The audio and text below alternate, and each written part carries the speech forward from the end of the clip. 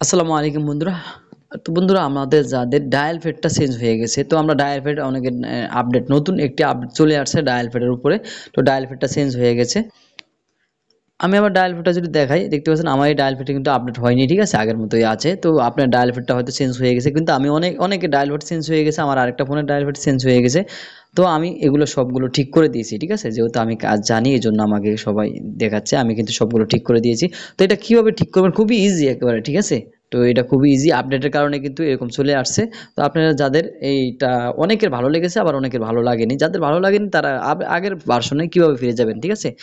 তো আগের ভার্সনে ফিরে যাওয়ার জন্য অনেকের ভালো লাগেছে আবার অনেকের ভালো লাগে নাই, যাদের লাগে নাই তারা অবশ্যই কিভাবে আগের ভার্সনে ফিরে যাবেন সেটার জন্য আমরা চলে যাব সেটিংসে।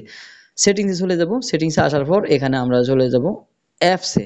হুম এখানে দেখতে পাচ্ছেন এই যে আমার অ্যাপস বা অ্যাপস ম্যানেজমেন্ট, আপনার অ্যাপ নোটিফিকেশন বা অ্যাপ ম্যানেজার, মানে যে কোনো একটা থাকবে, ঠিক আছে, আলাদা আলাদা ফোনে আলাদা আলাদা থাকবে। আমার এখানে আছে অ্যাপস ম্যানেজমেন্ট, এখানে ক্লিক করবেন, শুধু অ্যাপসও থাকতে পারে আপনার। এখানে ক্লিক করে দিলাম, এখানে ক্লিক করে দেওয়ার পর উপরে দেখতে পাচ্ছেন অ্যাপ লিস্ট, টোটাল আপনার অ্যাপ চলে আসতে পারে। তো আমার উপরে অ্যাপ লিস্ট, এখানে চলে যাব। এখানে আসার পর দেখতে পাচ্ছেন উপরে সার্চ বার আছে।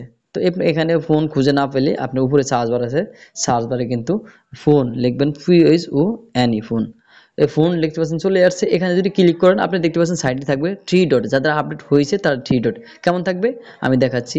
যেমন আমি ইউটিউবটা আপডেট করেছি, তাই সেক্ষেত্রে ইউটিউবের এই যে ইউটিউবের উপরে ক্লিক করলাম।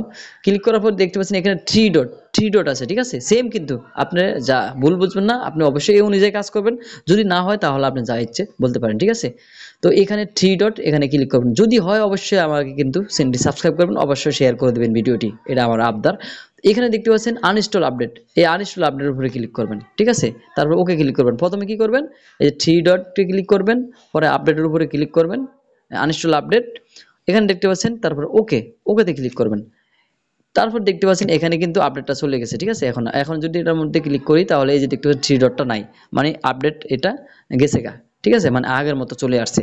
তো আপনি যদি ইউটিউবটাকে এমন করেন, যদি আগের মতো কিন্তু চলে আসবে, তবে আরেকটু কাজ করবেন। ধরুন আপনি এখানে ফোনের মধ্যে ক্লিক করবেন, FON ফোন, ঠিক আছে। প্রথমে আপডেটটা আপনি আনইনস্টল দিয়ে রাখবেন, তারপর ফোনের মধ্যে ক্লিক করবেন। ক্লিক করার পর দেখতে পাচ্ছেন স্টোরেজ অ্যান্ড কেস, এখানে ক্লিক করবেন। এখানে ক্লিক করার পর দেখতে পাচ্ছেন এখানে ক্লিয়ার কেসে ক্লিক করবেন। তারপর আবার দেখতে পাচ্ছেন ক্লিয়ার স্টোরেজ, এই যে ক্লিয়ার স্টোরেজ, এখানে ক্লিক করবেন। এখানে ক্লিক করার পর ডিলিট করে দিবেন, ঠিক আছে। তারপরে এখানে বেরিয়ে যাবেন।